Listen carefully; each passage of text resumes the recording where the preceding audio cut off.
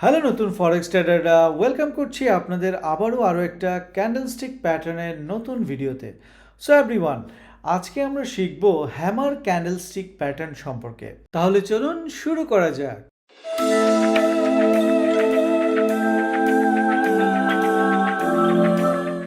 Hammer candlestick pattern technical অ্যানালাইসিসে ব্যবহৃত একটি গুরুত্বপূর্ণ ইন্ডিকেটর, যা দেখতে কিছুটা হাতুড়ির মতো দেখায়।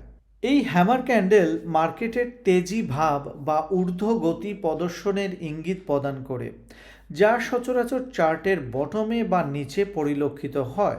এটা মার্কেটে তখন দেখা যায় যখন দেখবেন মার্কেট একটা লম্বা সময় ধরে ডাউন ট্রেন্ড বা মন্দায় চলছিল। তখন দেখবেন চার্টের বটমে বা নিচে এই হ্যামার পরিলক্ষিত হয়। তাই এই হ্যামার ক্যান্ডেলকে বুলিশ রিভার্সাল প্যাটার্নও বলা হয়। অর্থাৎ এখন ডাউন ট্রেন্ডের সমাপ্ত হয়েছে এবং বাজারে তেজি বা আপট্রেন্ড চালু হবে, এইরকম বোঝায়। হ্যামার যখন তৈরি হয় তখন এর শ্যাডো এর বডির তুলনায় দ্বিগুণ হয় বা এর থেকেও বেশি হয়। অর্থাৎ লক্ষণীয় যে যতটুকু বডি তার দুইগুণ বা ডাবল শ্যাডো হতে হবে। এই ক্যান্ডেলস্টিক প্যাটার্নে হ্যামারের রঙের কোনো ধরাবাঁধা নিয়ম নেই, তবে এটা সবুজ রঙের অর্থাৎ বুলিশ ক্যান্ডেল তৈরি হলে এটাকে পারফেক্ট বলা হয়। হ্যামার চার ধরনের হয়ে থাকে। এই চার ধরনের হ্যামারকে আপনি চিত্রে দেখতে পাচ্ছেন। এই চারটি একই কাজ করে থাকে। চার্টে হ্যামার তৈরি হওয়ার পর আপট্রেন্ড বা তেজি কেমন হবে তা সঠিকভাবে বলা যায় না, তবে প্রায় সময় এটা ভালো ফলাফল দেয়। তাই কনফার্মেশন পাওয়ার পর বাই করলে ভালো প্রফিট করতে পারবেন।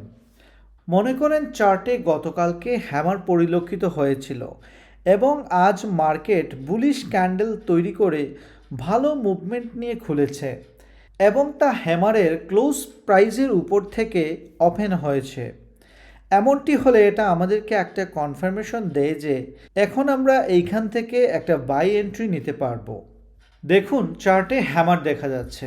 এখন ট্রেড করার জন্য হ্যামারের উপরে বাই এন্ট্রি করতে হবে এবং হ্যামারের শ্যাডোয়ের লয়ের নিচে স্টপ লস লাগাতে হবে। মার্কেট যতক্ষণ তেজিভাব দেখাবে ততক্ষণ আমাদের এন্ট্রি ধরে রাখতে হবে এবং এরপর আমাদের প্রফিট বুক করতে হবে। Hammer intraday chart, daily chart ও উইকলি চার্টে দেখা দিতে পারে, তবে ইন্টারডে চার্টে H1 এবং H4 টাইম ফ্রেমে এর ভালো কার্যকারিতা পাওয়া যায়।